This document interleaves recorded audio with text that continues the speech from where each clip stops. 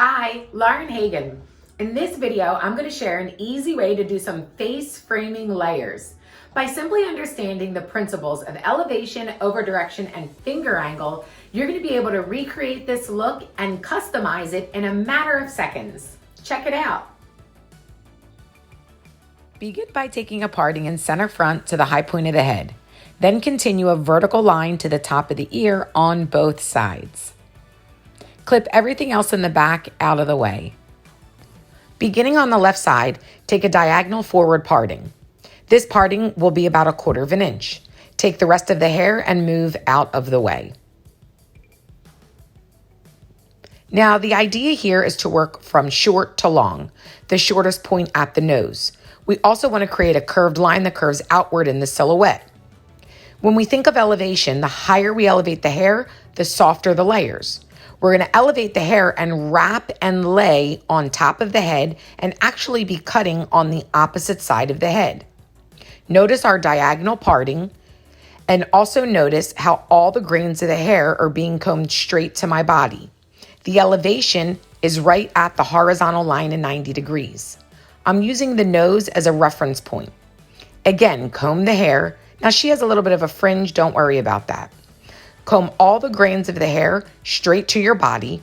Your elevation is horizontal. Notice how my finger position is horizontal. When we get to the cutting line, I change my finger diagonal to place more volume or length towards the back. And cut. Take another diagonal section. And again, elevate the hair and wrap and lay on top of the head. We're going to be cutting this on the opposite side of the head. Make sure all of the grains of hair are combed and clean. Finger position is horizontal, finger angle is diagonal with length and volume towards the back. Here's our last section. Worried about losing your length? You can leave it out. In this case, it doesn't even reach. Here we go, last time. Body position is parallel to my section. My finger position is horizontal. Finger angle is diagonal with volume and length towards the back. As you can see, when we comb the hair into natural fall, we go from short to long.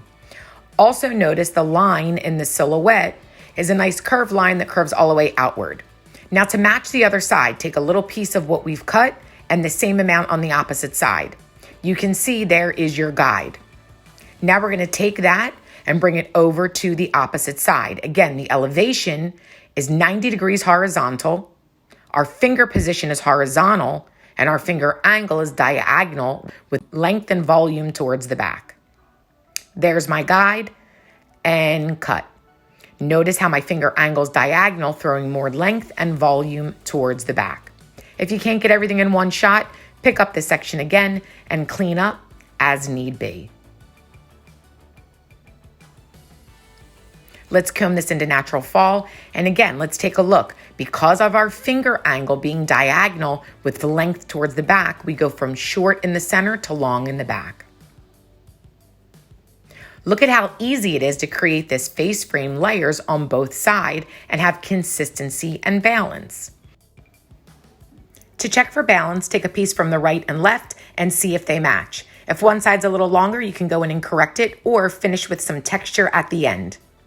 We're going to choose to go through and just give this a round brush finish just to accentuate those layers and face frame that we placed around the face. And here it is, the final end result. What an easy way to create a face frame and layers in no time. Thank you for watching. Don't forget to subscribe, hit the notification bell, like, comment, share. See you next time.